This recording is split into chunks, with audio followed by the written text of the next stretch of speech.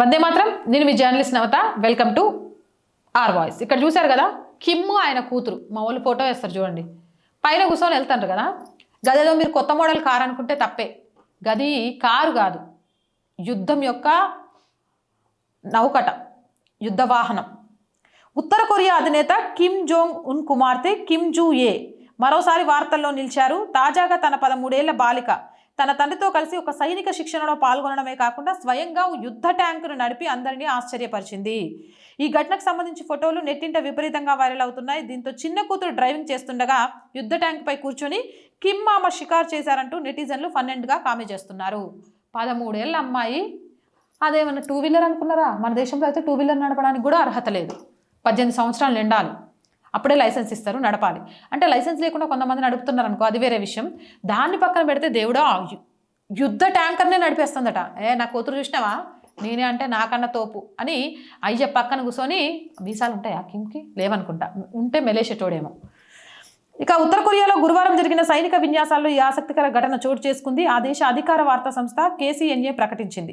ఈ మేరకు శుక్రవారం అధికారిక ప్రకటన విడుదల చేసింది. సదర్ వార్తా సంస్థ రిలీజ్ చేసిన ఫోటోల్లో తండ్రి కూతుర్లు ఎంతో సందడిగా కనిపించారు.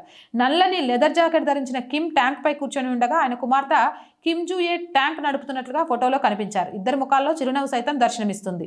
ఈ విన్యాసాల సందర్భంగా కిమ్ జోంగ్ ఉన్ మాట్లాడుతూ సైన్యం ఎప్పుడూ యుద్ధానికి సిద్ధంగా ఉండాలని సూచించారు. శత్రువుల దాడులను తిప్పికొట్టే సామర్థ్యాన్ని పెంచుకోవాలని పిలుపునిచ్చారు. విపత్కర పరిస్థితులను ఎదుర్కొని దేశానికి అండగా ఉండేందుకు ప్రతి సైనికుడు పూర్తి సన్నద్ధతతో ఉండాలని కిమ్ దిశానిర్దేశం చేశారు. ఇదిలా ఉంటే కిమ్ కుమార్తె జుయే గత కొద్ది రోజులుగా నిత్యం వార్తల్లో నిలుస్తూనే ఉన్నారు. కిమ్ వారసురాలు ఆమెనంటూ అంతర్జాతీయంగా ప్రచారం జరుగుతుంది. ఇందుకు తగ్గట్టే 13 ఏళ్ల వయసులో కిమ్ జుయే సైనిక కార్యక్రమాలు, మిసైల్ లాంచ్లు, ఆర్మీ ఫ్యాక్టరీల సందర్శనతో తండ్రితో పాటు పక్కనే కనిపిస్తున్నారు.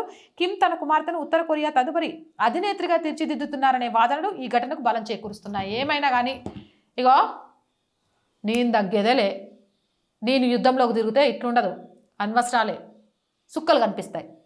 అట్టా నన్ను ఏమన్నా చేయాలని చూస్తే నా వెనకుందేవి తక్కువ శక్తి కాదు, నా బిడ్డ ఏం తక్కువది కాదు, చూడు ఎట్టుందో అని ప్రపంచానికి చూపించడానికి కొత్త విన్యాసనం చేసిండట కింగ్ సార్.